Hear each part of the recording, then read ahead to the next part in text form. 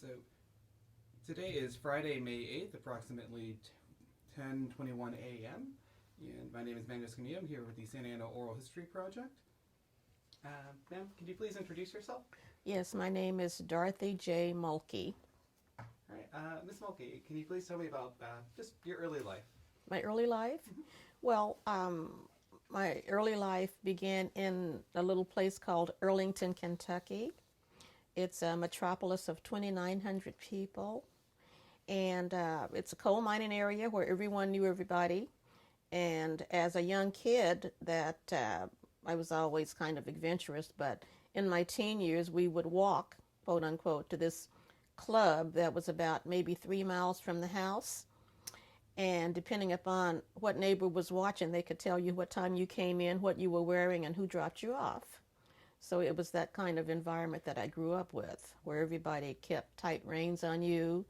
And if you got out of line, your mom knew before you got home, and you could be waiting for another adventure. So I had a really illustrious childhood in that small town.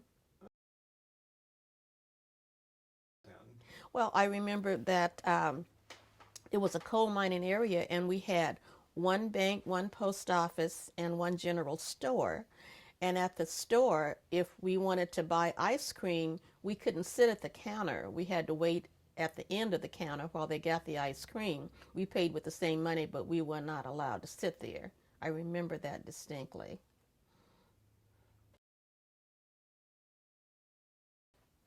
I think I probably had it probably better than most because I was one of those smart kids and I did a lot in school, so I was always going to the spelling bees and to the recitals and to this and that, competing with the Caucasian kids. And we usually came out on top. And it's really kind of strange because we got their leftover books. You know, they got the new books, we got the hand-me-downs, but the information was new for us, and so we usually came out on top during the debates or whatever kind of competition was going on. So I knew that early on that I was going to leave Arlington, Kentucky, because there was absolutely no reason for me to stay there.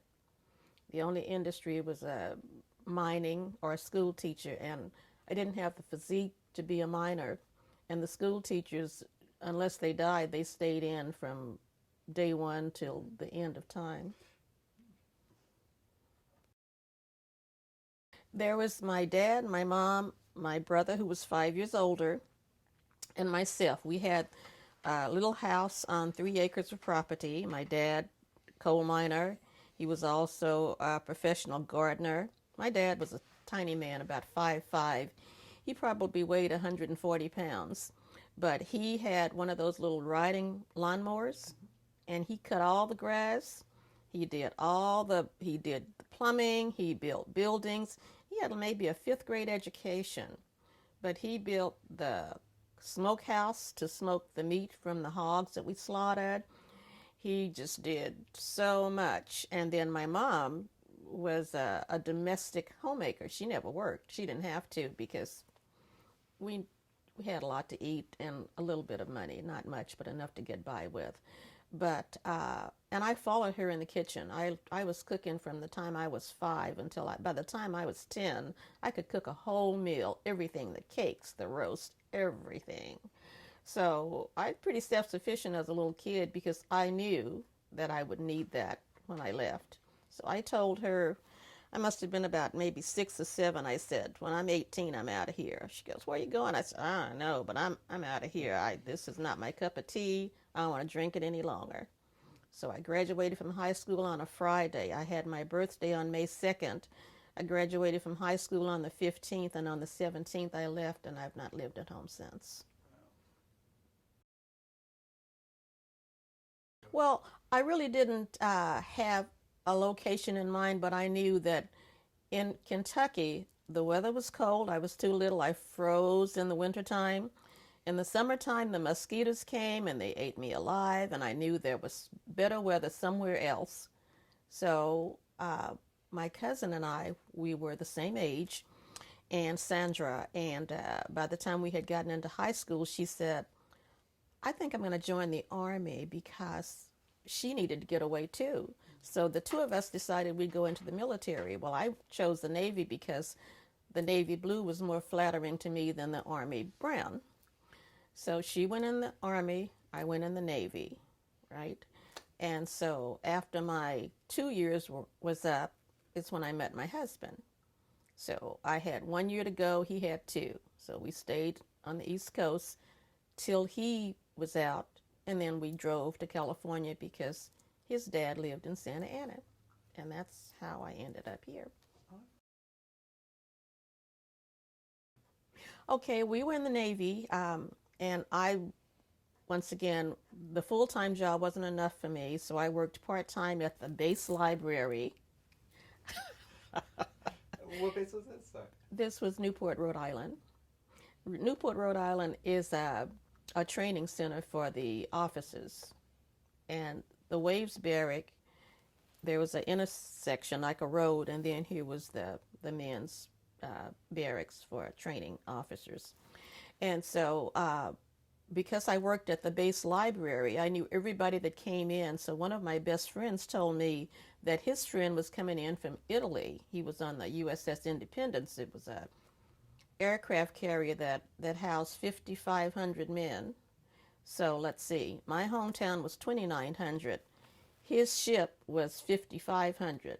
So you could have taken Arlington and set it on one half of the ship, and then the other half would have been vacant. So anyway, he came back from Barcelona, and Rick, my friend, introduced me to him. And as soon as I saw this man, I knew that he was going to be the father of my kids, because I had always imagined having tall kids. And so I figured if I married a tall man, I would have tall kids.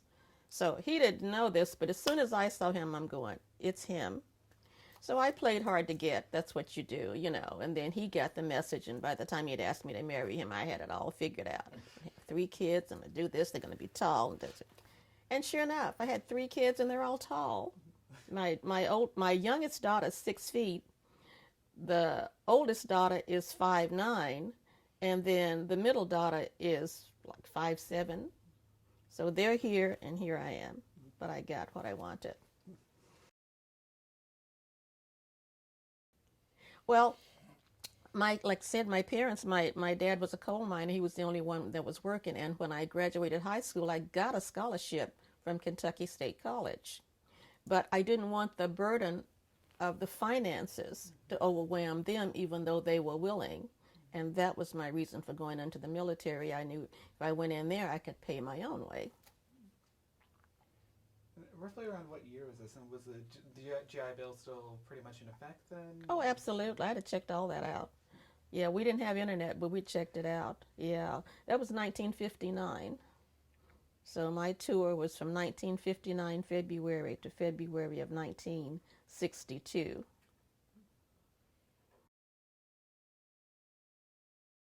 It was just a playground for adventure. I had my 19th birthday in boot camp. Well, first of all, the ordeal of getting into the Navy was traumatic because I only weighed 98 pounds. And you had to weigh 100 pounds and be 5'1". So I weighed 98 pounds and I was 60.5 inches. So the recruiter in Louisville said to me, you need to go and eat bananas for like 3 weeks. You need to get up to 100 pounds. And we can't do anything about the inches, but we'll work with that. So I did. I ate those bananas and I went back and I weighed 99. So he gave me 1 pound and a half inch to meet the qualifications to get into the Navy. Oh no, at that time, women were not allowed on ships. It was a whole new Navy back in the day. You could only sign up for 3 years. You could extend if you wanted to, but 3 years was the max at that time, and you were not assigned to hazardous duty. So I went in as a personnelman, and I remained that for about a year, and then I decided I needed a little bit more, so I changed to a yeoman, which is it's still clerical, but I had access to personnel records and so forth.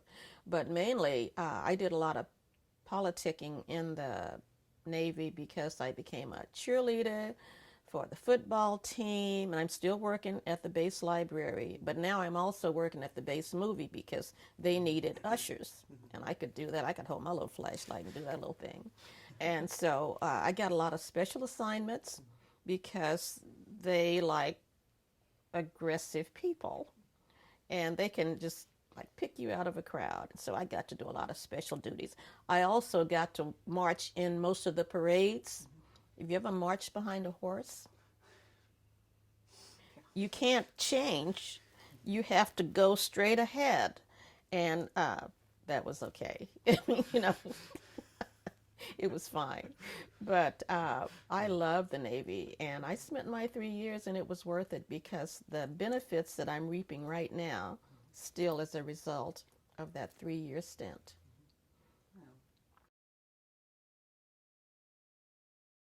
Yeah, the game plan was when we came to Santa Ana, we left, he was discharged from the Navy in October of 1962. So we drove first to Texas because his mom was in Texas, and from Texas to Kentucky, where my parents were. And bear in mind, I'm 7 months pregnant. We had purchased a new car, and I was just so hot. This was like wintertime, and I'm so hot and heated up. And he said, "Oh, it's because you're carrying the extra weight." So by the time we got to Barstow, and this was the time when the attendants were filling your gas tank for you, right? So this young kid came out and filled the gas tank, looked inside, and he said, "Mister, why do you have the heater on?" So we had come across country with me 7 months pregnant with the heat on. So anyway, I knew then that something was, there had to be something going on there. But the plan was that he had graduated high school in Riverside, California, because with his mom and dad, he would have 1 year in Texas and the next year in California. That he grew up that way. So by the time he had bonded with one class, he didn't see them for another year. So he actually graduated from the school in Riverside, which was where his dad was living at the time, but he then moved to Santa Ana. So we knew we were coming to Santa Ana because opportunities were great out here. In Santa Ana, well, my husband immediately took the test to become a postman, which he did because government, the veterans always get a preference almost any job you seek. So he got that immediately. And obviously my job was to have the child because I was told I was 7 months pregnant. So after the baby, after Michelle, I went in the newspaper looking for jobs and so forth, and I found all these bank jobs open. And I said, I think I'll go to the bank. And my father-in-law said, "Blacks don't work in banks here." And I go, "Okay." So I went right down to Bank of America on 10th and Main and was hired on the spot, same day. And I couldn't work yet because the doctor hadn't released me from the...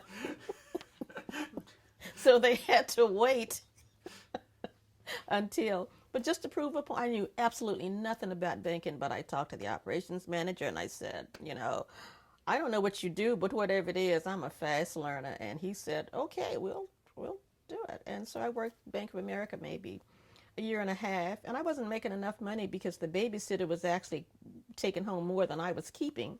So I went across the street to UCB, United California Bank. They hired me. And so that's bank number 2 for someone that didn't hire blacks, right? That's my second bank in like 3 years, right? So I worked for them for about maybe 4 or 5 years, and I was kind of bored with that, and I knew there was more to life than banking. So then I decided I would go to a temporary office service. And I went to this office service, and they sent me on a job in Town and Country out in Orange. And so I was actually walking, still physical, right? Walking from it was a financial building, from the finance building to Union Bank to cash my check. One day I noticed in Union Bank that the telephone company, Pacific Bell at the time, had their employment office in the basement on that floor. So I went down to check it out. And I knew absolutely nothing about the telephone company. And I told him, I'm 3 years in the military, I'm a new mother and so forth. I'm working for this financial company, and, I'm on like a 30-day job and so forth and so on. So I took the test, passed the test. Lady said, can you come back for an interview? And I said, well, I'd come back after work. So I came back after work, did the interview. She said, okay, fine, now we need to give you a physical. And then next day I went to their little doctor, took the physical, and she said, okay, you're in. But I couldn't because, once again, I hadn't finished my 30-day contract with the employment. So they had to wait. Seems like a waiting game. So anyway, I went to work for the telephone company. That was in 1967. And 31 years later, I retired. Probably because of the many job offerings, opportunities that I got involved in. I mean, it was not like you sat there and just did the same thing every day. 6 months after being with the company, they said I could go to Disneyland. At that time, they had the 360-degree movie. It was called America the Beautiful. So I went out there for 6 months, and I actually stayed 9 months. And when I came back as a service rep. And this was in the Union Bank building in Orange. And then they sent me to Anaheim, to the building off of Harbor Boulevard. I stayed out there maybe 2 or 3 years. I went back to Edinger and Red Hill. I worked on sales committees. I traveled the state with committees selling telephone equipment. We went to Reno and Las Vegas and all these places. I was just having fun. And then I got involved with the Telephone Pioneers, which is the volunteer organization. And that was probably 1975. And to this day, I'm still with the Telephone Pioneers as a retired person. And that gives me the greatest joy to help people that can't help themselves. I think that the focal point of my whole life is involved around the church. I've been with them, Second Baptist Church, since December of 1962. That first Sunday at church I joined, and I've been there ever since. And at that time, there weren't a lot of blacks in Orange County. I mean, you almost knew them by name because most of them went to some church, and you either met them at your church or at some other church. But and we didn't, obviously. By this time, I had 2 babies, and so I took them with me. And so your social life is kind of hard to go to a nightclub with 2 babies sit there. So it wasn't party for me. It was mother this and mother that, and take me this and take me that. And then as time went on, and they got in school, and then there was Girl Scouts and all this other stuff, the drill. There was just, I don't know what social life is like,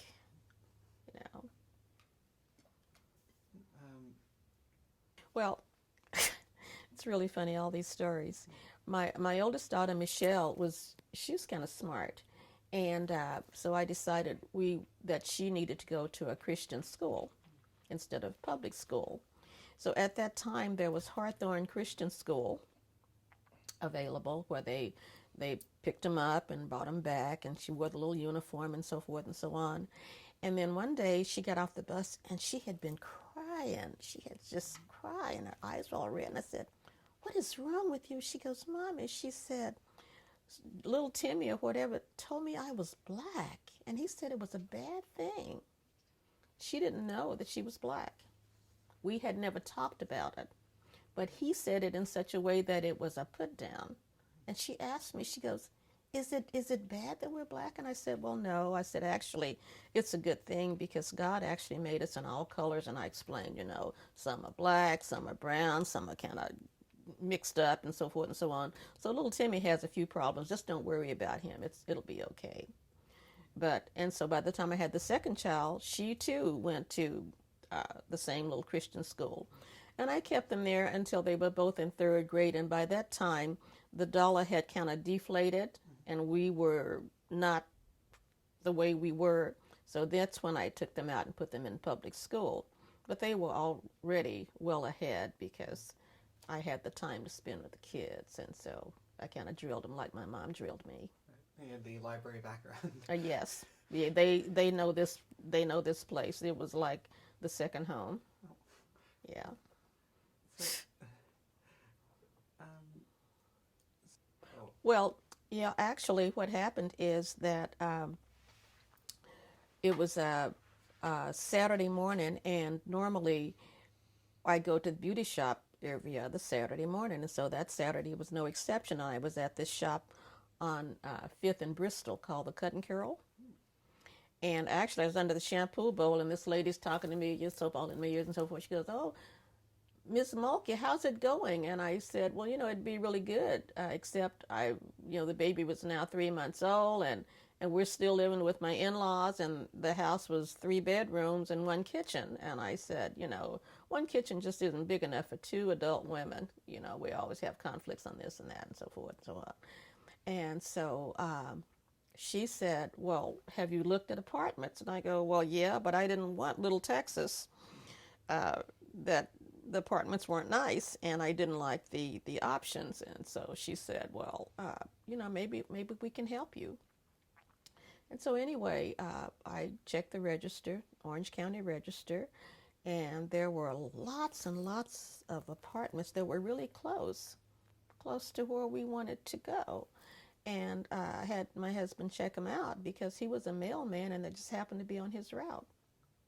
So he knew there were vacancies, and I called the 3 apartments just at random and set up appointments to go see the places. And we did. And everybody was just so nice on the phone. "Oh, yes, come at 6 o'clock, come at 6:15, come at whatever." And each time we went, the 3 of them on the same day, we were just minutes too late. They had just all of a sudden been rented. All of them. No vacancies at all. None. And so I was telling Scotty Biddle this information, and she said, "Okay." She said, "Why don't we just set up the appointments, and you just come to the next NAACP meeting. Let's see if we can jointly get something going for you." So they did.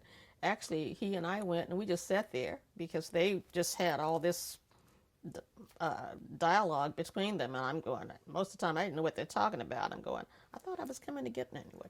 So when they got to the part where I understood what they were saying, they had set up a strategy where the 2 of us would go back to the same 3 apartments along with a Caucasian couple. And we did that. And each time we were denied, and each time they were offered. And that's how it all began. Little Texas in Santa Ana was a designated area of where blacks lived in apartments. And it was between Myrtle Street and I guess Rate. And then if you were a homeowner, you lived off of Bristol from 1st Street to maybe 8th Street. Those were designated places for blacks. And you didn't find anyone living outside that in Santa Ana. Well, I figured when I went into the military, no one tried to dissuade me. So why shouldn't I enjoy the same luxuries? They really weren't luxuries, just a plain generic apartment that everyone else had. I had given up. Why wasn't it time for me to get back? I wasn't asking for the world, just an apartment, a new one for my baby. Well, this was 1963, mind you, when I had just turned 23 years old, and now I'm a little bit older than that. So it's not as clear as this, but I remember exactly what happened because by the time we had gotten the case going and it had gone into the California court, just the local court, and then it went to the California Supreme Court, was the time that Proposition 14 came out. so that when California ruled not in our favor but in favor of the landlords, that's when all the big lawyers, the NAACP, the ACLU, all the volunteer attorneys came in because they knew that this was the case to take to the U.S. Supreme Court. And they did. And so it took 4 years to get the ruling in our favor. But we had plenty of time. We weren't going anywhere. And we were already living at that time in the second apartment, because the first one is the one that made history. The second one let us move in because he saw that he wasn't going to win that case, and he was protecting his own assets. Mm-hmm. I can't name the people that were involved, but there were a lot of highly intelligent lawyers that gave their time because they knew the case was gonna be a landmark case. I didn't know that, but they did. So they jumped on board early. Mm-hmm. And almost every time the phone rang, it was David Catwell, who was the lead attorney. And we didn't have caller ID at the time, but he called me more than my mother did. It's just awesome, And of course, our goal was to move into a new place. It was not to go to the California Supreme Court or go to the U.S. Supreme Court or get our name in history books. All we wanted was a place to live, a decent place, because we thought we deserved that. No, actually, there were blacks in Garden Grove, Fountain Valley. I don't think there were any in Newport Beach. Some were I found out later, in Brea and Buena Park, Anaheim, just a handful here and there. Because at that time, blacks were very few, and at the time we came, our church was about maybe 60 people there on 2nd and Baker. And then we outgrew that and we moved to Raid and McFadden, of which the church expanded, and people started coming in from out of town to the local church. And then we got too big for that, and that's when we built a new church on New Hope in Westminster, of which we're there right now. Now it's about maybe 1,000 people capacity. So, but the blacks at that, and even now, the membership, they're mostly commuters. They don't live in Santa Ana. No, Santa Ana is kind of expensive to live in.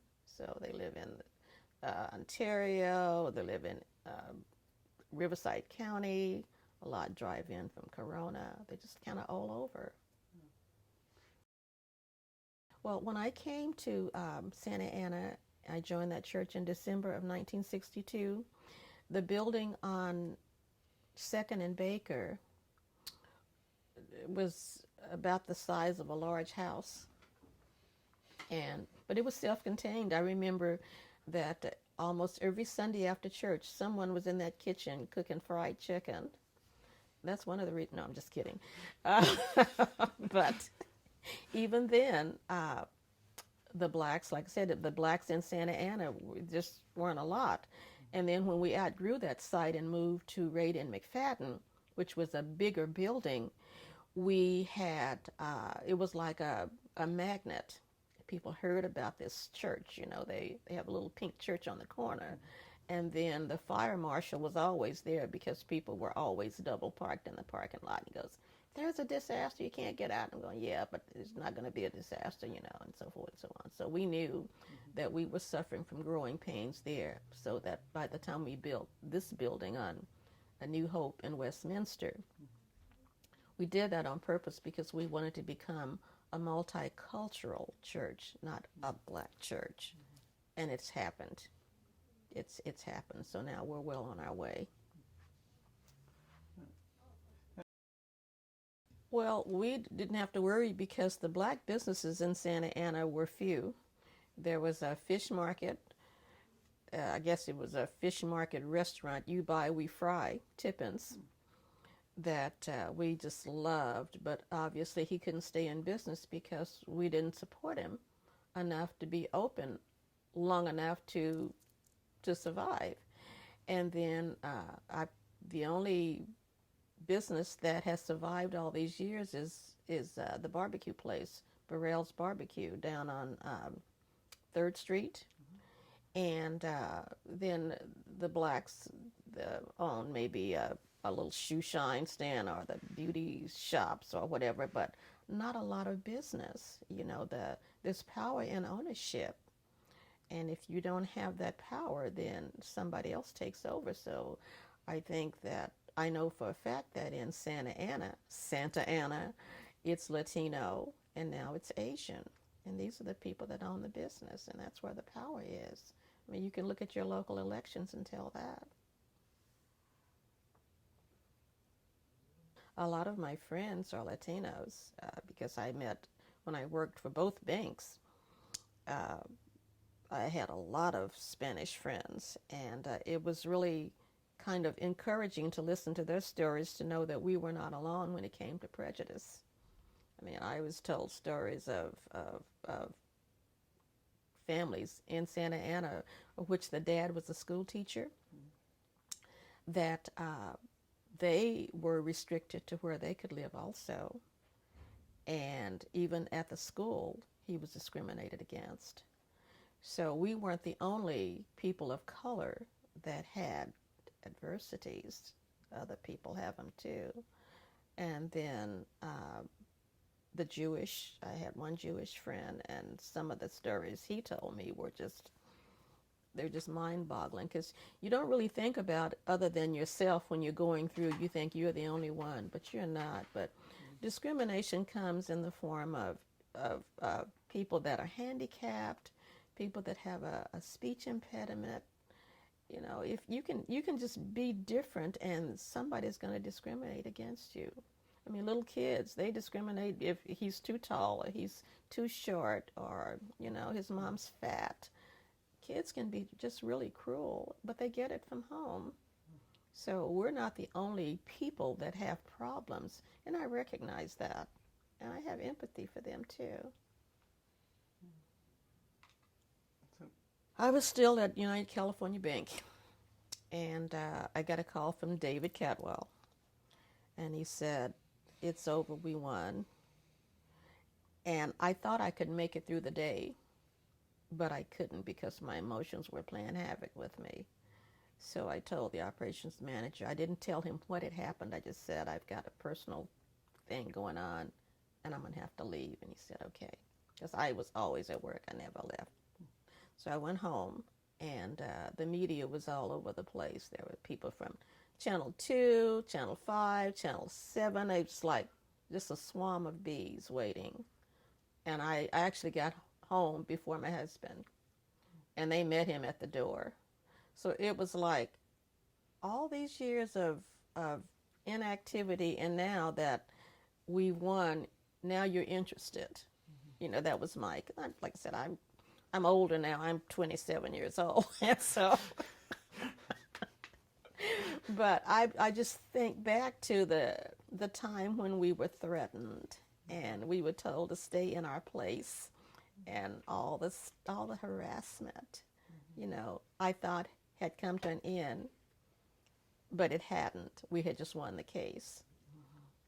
Nothing's really changed other than now you can live wherever you want to live if you have the money, but because the cost of living is so high, no one has the money, and so we're just about back where we were before. Yeah, the phone rang, and my father-in-law at the time worked for Tom Keyes, who was a prominent realtor in Orange County. Uh, my father, Dad Mulkey, maintained the model homes for Tom Keyes, and so Mr. Keyes told Mulkey that he needed to keep his daughter-in-law in line because he stood in jeopardy of losing his job if he didn't. And so when he came home and he told me that, I said to him, perhaps you need to be looking for another job because I'm not backing down. But I think someone talked to Mr. Keyes because he backed down. So all was well. But we received a lot of phone calls with conversations that were not positive. But it was okay because I had thick skin, and I just knew that if you hold out, change is going to happen, and it did. At that time, the Orange County Human Relations Commission hadn't been born. This was pre them, and if I had known, I could have waited. And I told Rusty Kennedy, I told him a few years ago, I said I would have waited for you, but I couldn't. It took you too long. I didn't have time to wait. But other than the NAACP and the ACLU and Second Baptist was always there. I'm sure there must have been other organizations involved, but you have to realize that my plate at that time was running over. My memory today isn't what it was then. Family life has always been crazy because in our family, we celebrate birthdays and holidays as if it's Christmas every day. For our birthdays, it's like you're queen for the month, not for the day, but for the month. And the Mulkey family was pretty big because my father-in-law's brother in Long Beach and his wife's family would all come to Santa Ana for the Christmas celebration. And you can imagine that there were 35, 40 people celebrating with spirits and food. And so it got kind of wild. But it was nice. It was good. It's always good to have family around. And even now that my kids are adults and I have grandkids, and we still celebrate at my house. This first year we didn't celebrate Christmas at my house because I didn't have a house, but we still celebrate it. And Plan B was actually good because I didn't have to wash dishes, I didn't have to cook all that food, I didn't have to clean up, so it was kind of nice. Thinking about doing that again this year, yeah. Not really, because I'm not the kind that say, okay guys, look what I've done, see me, see this. I'm just, that's not who I am. And so unless you come to me, I don't tell my story. Well, no, I think that probably one of the most touching memories I have of this whole story is with my youngest grandson, Atlas, he should be graduating from UC Davis next year.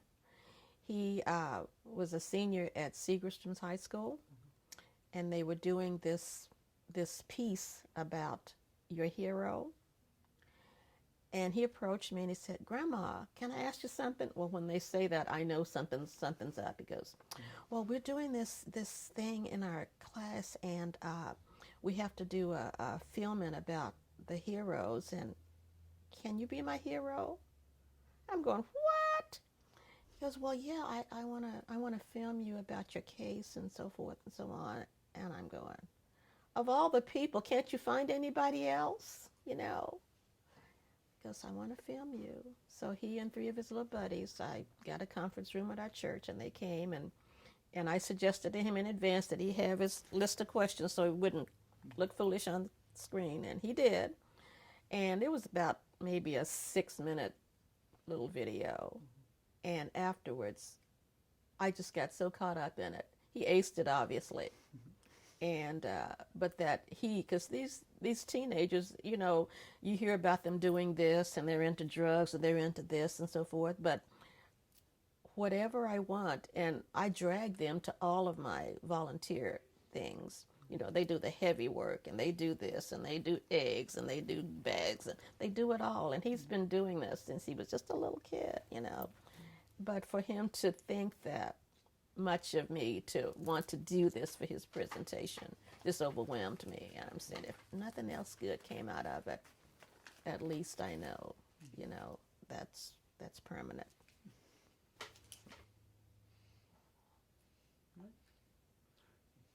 Okay.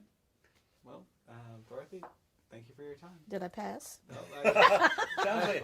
sounds like you lived a charmed life to me. Yeah. Because I felt that way just about not having income levels. Really? When I was a kid, because my family didn't have money. When I would go to Newport or Laguna, and we had friends that lived in our neighborhood. I knew them a lot of day on St. Andrew. People on the corner.